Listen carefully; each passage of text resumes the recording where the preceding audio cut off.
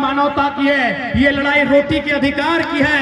मेरे जितने भी यूपी बिहार के भाइयों जिनको ये लगता है, बताइए बाकी राज्यों में आपका क्या स्टैंड है, बाकी राज्यों में आपका क्या अधिकार है? अरे उतना छोड़िए, हजारीबाग के सांसद और सांसद के बाप भी बिहार के हैं, बिहार के ही है ना। हाल फिलहाल बड़का गांव गए थे और जयंत सिन्हा बगल में बेटा खड़ा था, जयंत सिन्हा जी के बगल में उनका बेटा खड़ा था और क्या बोला पता है? इस पुल का निर्माण हम नहीं कर पाए, मेरा बेटा करेगा। बप्पो सांसद, जयंतो सांसद, अगर बेटू आप सांसद की तैयारी में। मैं पुनः रिपीट करूंगा, मेरे जितने यूपी बिहार के भाई जो आज यहाँ डोमिनेट कर रहे हैं, जो आज शासन से प्रशासन में यहाँ अपना प्रभुत्व बना के रखे हैं, अपना वर्चस्व बना के रखे हैं, आपके लोग महाराष्ट्र में भी हैं, एक मुखिया नहीं है आपका वहां, एक वार्ड पार्षद नहीं है आपका वहां, ये झारखंड है। एक तो उल्टा आपको झोली भर के रहने दिए, ठिकाना दिए, और आज हम भी यहाँ दिखा के बात करते हैं कि भारत में कोई कहीं है। तो बताइए महाराष्ट्र में आपका कितना विधायक है? बताइए पश्चिम बंगाल में आपका कितना एमपी है? पश्चिम बंगाल में आपका कितना एमपी है? बताइए। दिल्ली का बात मत कीजिए, दिल्ली राज्य नहीं है, दिल्ली राज्य नहीं है, दिल्ली की बात नहीं करेंगे। तमिलनाडु में आपका कितना विधायक है? तेलंगाना में आपका कितना विधायक है? झारखंड में गिना देते हैं, जयंत सिन्हा विधायक का एमपी गिना रहे हैं, जयंत सिन्हा, संजय सेठ, सुनील सिंह, पीडी राम, पीएन सिंह, निशिकांत दुबे, कितना गिनाएंगे, कितना गिनाएंगे? तो इसलिए हम स्वीकार करते हैं, मैं खासकर मैं बिहार के तमाम जो भी लोग जिस पद पर हैं, मैं आपको बड़ा भाई मानता हूं। संवैधानिक दृष्टिकोण से आप हमारे बड़े भाई हैं, क्योंकि इसी भारत के संविधान के तहत हम लोग आपसे अलग राज लिए हैं। और ये मेरा संदेश क्योंकि लोग बिहारी झारखंडी करते हैं, मैं लोकतंत्र के चौथे स्तंभ के माध्यम से, क्योंकि याद रखिएगा झारखंड के बाद इससे बड़े बड़े दबंग नेता आएंगे। इस छोटी सी आयु में इतने सरल तरीकों से बात रखने वाला बेटा बहुत कम आएगा। मैं तमाम बिहार के भाइयों को संदेश दूंगा, मैं तमाम बिहार के भाइयों तक ये संदेश दूंगा, हम मानते हैं आप हमारा बड़ा भाई हैं। अभी गांव में शादी का सीजन है, अगर किसी भाई का विवाह होता है 5 साल बाद उसको अधिकार अलग दिया जाता है, चूल्हा अलग दिया जाता है। यस या नो? हमरो भाई के बिहार भाई के लोग न्योता नहीं दे पा लियो, माफी चाहो कि हमें घर नहीं है। अगर भाई का, चूंकि शादी का दिन है, भाई को शादी दिया, 2 महीना 6 महीना बाद चूल्हा अलग मिल गया, कुछ साल बाद उसको जाके नहीं मिला, तो यदि उसको चूल्हा अलग मिला तो क्या बड़ा भाई का ये कर्तव्य बनता है कि छोटे भाई का चूल्हा में जाके अपना भोजन पर नहीं बनता है? क्या बड़ा भाई का कर्तव्य बनता है कि छोटे भाई का हिस्सा में जो खेत मिला है उसमें जबरदस्ती फसल लगाएगा? ये संदेश बिहार के भाइयों के लिए, सीधा संदेश, कोई डर भय नहीं, लॉजिकली संदेश,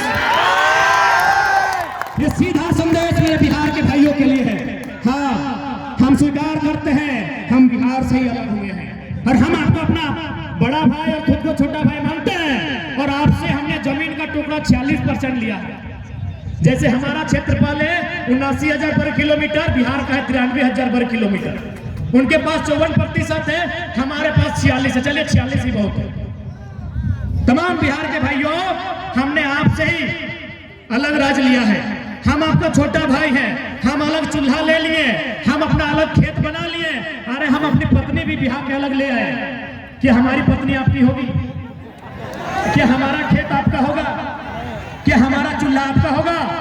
जब हमारा चूल्हा आपका नहीं, हमारी रोटी आपकी नहीं, हमारी पत्नी आपकी नहीं, हमारा खेत आपका नहीं, तो फिर ये राज आपका कैसे? एक लाइन में उत्तर दीजिए, एक लाइन में उत्तर दीजिए। इसीलिए भगाने की लड़ाई नहीं है मेरे बिहार के भाइयों, ये भाई भाई में लड़ाई की बात नहीं है। ये बड़ा भाई जो हमको अधिकार छोटा भाई को दिया है, हम यही चाहते हैं कि मुंह जबानी नहीं, वास्तव में हमको अधिकार चाहिए। जो खेत जो हमारा 46% है, बिहार से जो हमें खेत मिला है 79,000 वर्ग किलोमीटर का हमारा खेत है। झारखंड के जो खेत मांगते हैं, हमें 79,000 वर्ग किलोमीटर में खेत मिला है। हम उस खेत में जोतने का, कोड़ने का, काटने का और उस फसल को खाने का अधिकार मांगते हैं। इससे ज्यादा कुछ नहीं मांगते हैं। इसीलिए भरम मत फैलाए, इसीलिए किसी भी प्रकार का कोई भरम नहीं फैलाए कि यहाँ बाहरी भीतरी कर रहे हैं। आप आए हैं, बड़ा भाई को जिस प्रकार एक छोटा भाई अधिकार देता है, यदि मान के चलिए हमारी लुगाई छोटे भाई की पत्नी अगर अपने मायके से ऐसा पिठा लेके आई तो बड़ा भाई को जरूर 2-4 को देती है। तो ठीक उसी प्रकार हमारे यहाँ कंपनी है, आपको 25% की बात कर रहे हैं, जिसको लेना है लीजिए।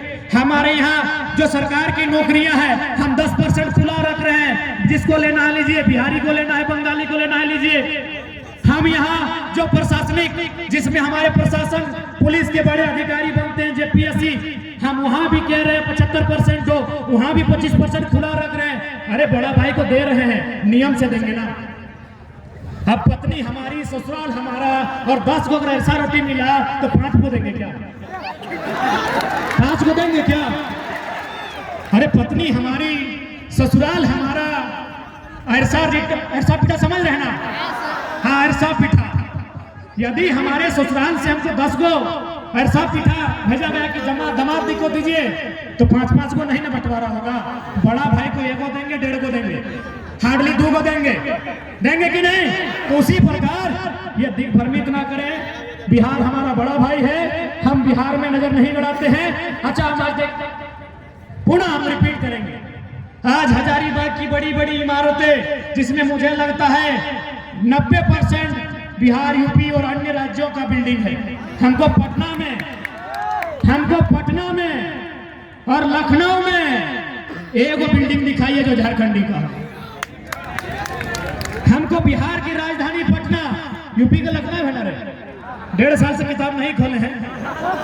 हम यूपी की राजधानी लखनऊ, बिहार की राजधानी पटना और पश्चिम बंगाल की राजधानी कलकत्ता हम देखना चाहते हैं कि झारखंडियों का कितना बड़ा फ्लैट है, नहीं ना है? तो ये अन्याय क्यों हमारे साथ ये अन्याय क्यों मेरे भाइयों?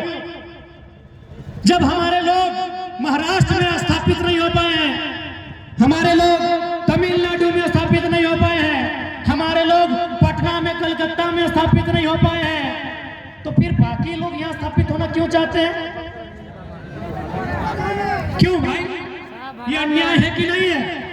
ये सरासर अन्याय है। ये सरासर एक इंसान के अधिकार को छीनने का अन्याय है। इसलिए आज मैं मीडिया के माध्यम से यहाँ जितने लोग, जितना देख पा रहे हैं, कई हजार की संख्या में लोग जुटे हैं, मैं उनके माध्यम से आज इस विवाद का अंत चाहता हूँ। ये लड़ाई बाहरी भीतरी की नहीं है। झारखंड हमारा है और इस पर पहला अधिकार हमें मिले, यहाँ की नौकरियों में पहला अधिकार हमें मिले, यहाँ के हर सुख सुविधा में पहला अधिकार हमें मिले। बस ये इसकी लड़ाई है।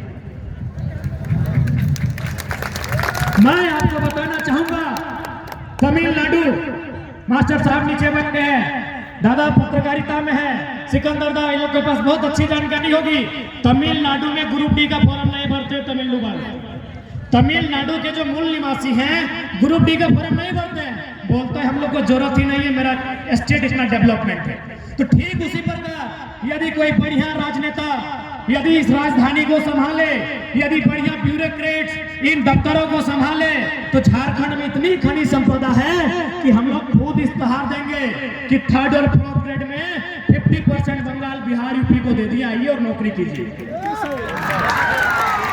आपको जानकारी होना चाहिए मेरे साथियों, जैसा मुझे सूचना मिला है, तमिलनाडु में जो रेलवे का DEF लेवल का होता है फॉर्म नहीं भरते हैं, क्योंकि वह स्टेट डेवलपमेंट स्टेट है, GDP देने वाला स्टेट है, वहां रोजगार का साधन है। तो सोच सकते हैं जब तमिलनाडु इतना डेवलपमेंट है, यदि झारखंड में अच्छी पॉलिसी बन जाए तो झारखंड स्वर्ग से वास्तव में सुंदर होगा। इस बात की पूरी गारंटी है। हम लोग खुद फोन करेंगे कि मेरा 2 दोस्त इंस्टाग्राम के माध्यम से पटना में दोस्ती हुआ है, फेसबुक के माध्यम से 2-4 को बंगाली लोग से मेरा दोस्ती हो गया है। हम खुद फोन करेंगे कि मेरे राज्य में वैकेंसी आया है, तुम फॉर्म भरो, फिर भी हम कर देंगे।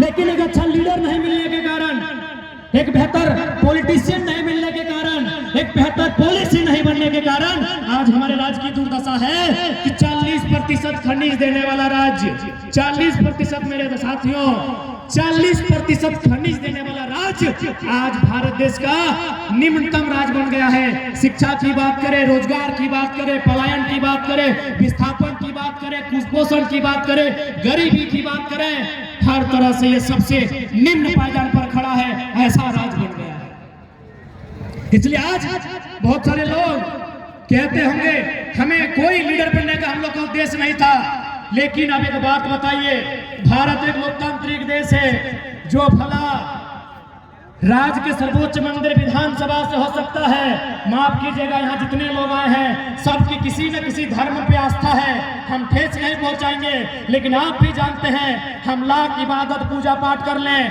जो नीति नियम कानून से भला होगा वो कहीं से नहीं होगा। मेरे साथियों, इस बात को याद रखिएगा।